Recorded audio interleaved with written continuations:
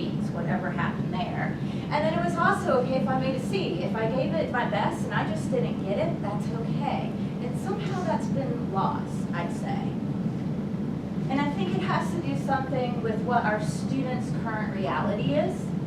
They've grown up in a time when everybody gets a participation trophy. And I'm not saying that's not all bad, but I have to say, I can remember I received one trophy in my whole life.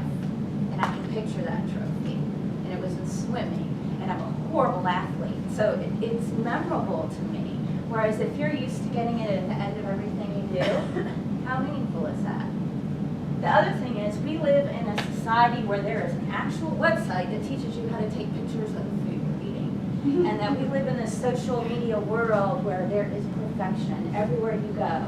Nobody talks about, wow, I had a really cruddy day today, or I'm really sick of my husband and I don't know how to get through this. This is the dinner I cook. That is not what my dinners look like. And this is what our kids, our students are experiencing. So when somebody comes in to say, it's not quite perfect, it's hard for them to take that. So just a little bit out there. I'm also coming at this from personal experience. My oldest child is graduating from UGA in May, and my youngest child is graduating from high school in May. So I have a really busy spring. But the point I want to make is that Maya, my oldest, tells me, we millennials get a bad rap, Mom. Everybody says we're entitled, and I guess I do want to throw this in there, that I also teach graduate students for Piedmont, and I've had students that are my own age who act like what we accuse of the millennials. So I just had to put that out there for Maya. So, to get at honest feedback. Honest feedback is not easy, it's not fun. I mean, if it's great work, of course it is fun and it's easy. But we have to think of the big picture and why we're doing this in the first place. I think sometimes because of the testing culture we have, the pressure we have, we forget to see the big picture of education, and we think of it in these isolated moments, an isolated project, an isolated assessment, an isolated observation. But really, the effects of it are way down the road that we'll never see. And we need to keep that in mind, and that's why this feedback is so important. And besides being honest, we also need to show empathy. And I'll throw this in there. One of my inspirations is Paul Parkins did a really great TED Talk on empathy. And he describes empathy, and I guess I want to back up because this is such a big buzzword. I always thought of empathy as the ability to see how someone else feels. But Parkins describes it as the righteous struggle to try. And I just love that because that's so important. It's so important to keep in mind that no matter how hard we try, we can't understand somebody else's perspective. No matter how close we are to them. I sure don't understand my husband's perspective a lot of times. And I have to be honest, sometimes I don't even understand myself. So we have to be aware of that. But at the same time, we have to put ourselves in our students' shoes. So honest feedback is important, but using empathy to give that honest feedback is important. So 2 rules, I'd say, for feedback with empathy. First of all, say something. And I'm sure you can think about this. As nice as it is to get a paper with an A circled on it, tell me why. Tell me what made that so strong. Or even a B. Tell me why this was good, but this could have used a little more work. And it's something I go through all the time with my students. Like I tell them in the beginning, don't freak out. I'm going to write all over everything. That's just how I do it. I don't know any other way. And they're always like, you know what? I appreciate it. I like knowing what you know. And a lot of my feedback is just generic, just to let them know I've read it. I mean, how many times have you turned something in and been like, did this person even read my assignment? And so it's an affirmation just in that. And then think about how you say what it is you have to say. That's where the empathy comes in. I know for my student teachers, I remember because almost 25 years ago I was in their position and I was quaking in my boots when my supervisor came in. And just remember, you know, it's tough to put yourself out there and to have somebody taking notes about everything you're doing. So you really need to think about it. Another thing that came to mind, I know last year Matt Hicks did a talk on vulnerability. And I'm kind of thinking of that too, that sometimes you need to say to your students, you know what, there's this time I really screwed up, and this is what I did. That's another way to show empathy.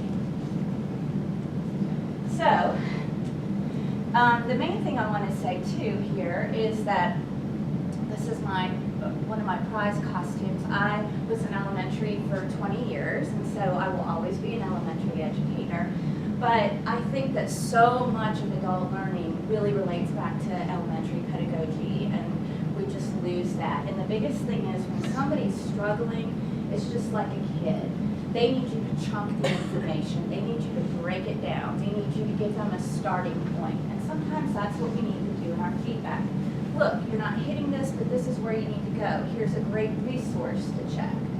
That kind of thing. And as being educators in the adult realm, we don't have to dress up like spikers. So I want you to think back now to the professors that you were thinking about. And I have to say I feel a little bit guilty about this, but I have a very strong memory of my American literature course when I was a sophomore in college. My first degree is in English, and I was so excited to read On the Road. And I remember that course, that professor is probably one of the weakest professors I ever had. Now, he was an intelligent, enthusiastic, loving man, but his teaching style did not connect with me. And I'm not saying this to be ugly, but even that guy, I remember that class vividly and have learned a lot from him and incorporated that into my own teaching style. So I want to leave you with an image to kind of sum up everything I'm trying to talk about. In Hinduism, there's this concept of guru, and it's something we've kind of taken into pop culture. And if you think of a guru, what do you think of in pop culture? It's somebody who, what? Knows a lot. Knows a lot about something, yeah. Well, But more than that, it's kind of like also gurus kind of use manipulation and control to, I mean, it can be really creepy and dangerous too. I don't think It can. I don't think that it's necessarily positive. yeah, okay, well, could you just not do it? Can you think of it positively? But you're right, I agree, and that is something that is discussed. But what it is intended to be is a guru is not only an expert in something, but a guru is a teacher, and also in the Hindu faith has a little like a prophet type of thing. But the point I want to make is that with gurus and students, it's a decided upon a specific relationship that they've both agreed upon, and it's lifelong. And it's that the guru isn't just somebody who is an expert, the guru is somebody who is really invested in that one student's learning, and then kind of conversely too, if it's not in the creepy context, because it can be creepy. But the thing I wanted to say is that I think we're all unintentional gurus, that we haven't chosen our students, and our students haven't necessarily chosen us. But we are in a position, whether we want to be or not, that we're making a profound difference, even in the smallest, littlest tasks that we do with our students. Whoops. So just a quick story. As I said, I started out in elementary ed, and I taught in LJ for 13 years. And I recently was participating in the panel discussion on fake news. And I looked out into the audience and saw one of my students that I had when I was an elementary educator. I also know that this particular student works at a fast food restaurant in LJ and drives here, comes to class. I don't know much about her family history or anything, but the point I want to make is that the gift that we have in this type of setting is that we are transforming lives, again, whether we want to or not. And for somebody who's not living on campus, not living on a dorm, not having the fun animal house kind of experience at college, what we say and do is incredibly, incredibly important. And so the last thing too is that with that, like I've said, I want you to step back from those isolated moments of learning and This is the part where I'm supposed to end this presentation with a story of great transformation. I don't have one, and that's the point I want to make. We often do not see the fruits of what we sow. If we are doing truly transformative teaching, it's probably not till, I mean, even a decade down the road that really, really hits them. However, I mean, and I'm really jealous of you that you got to see immediate results, but know that that's not always the norm, and that's okay, because we are planting seeds. So I ask you to go out and plant your seeds. Thank you.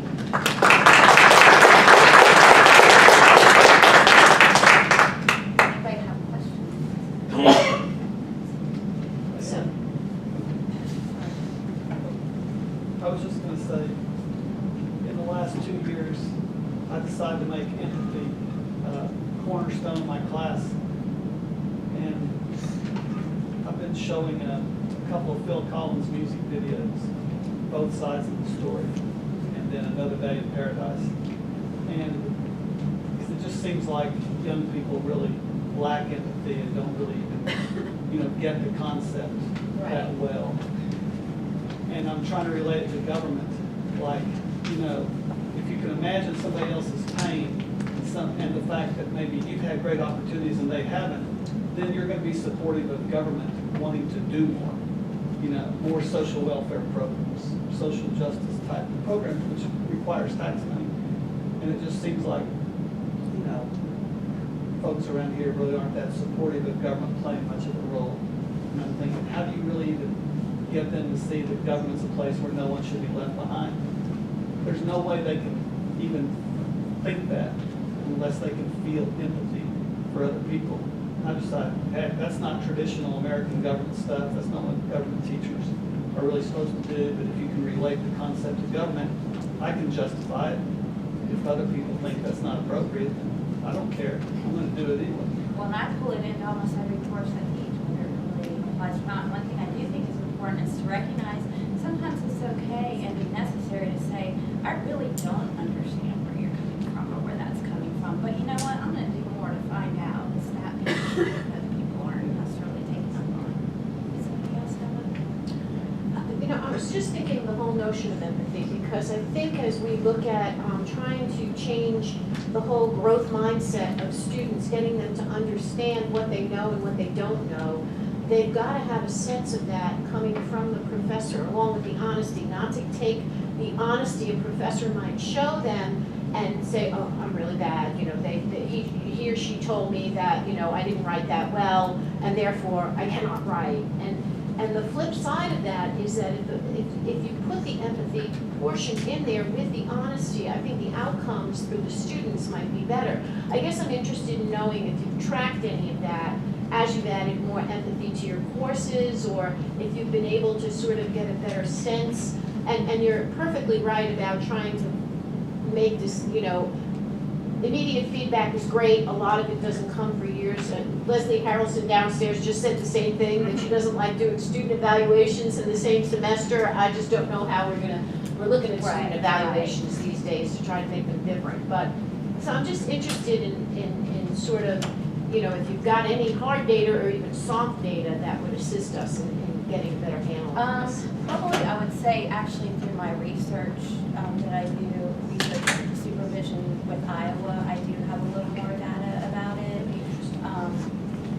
That I do feel like, and I see that expressed in the feedback is actually good. And a lot of them, one thing I was thinking of it, we were in an earlier discussion downstairs, that I see them able to explain the things that they were frustrated about in the coursework versus how I taught. They're able to differentiate, and I think that's something that I see that's a little different.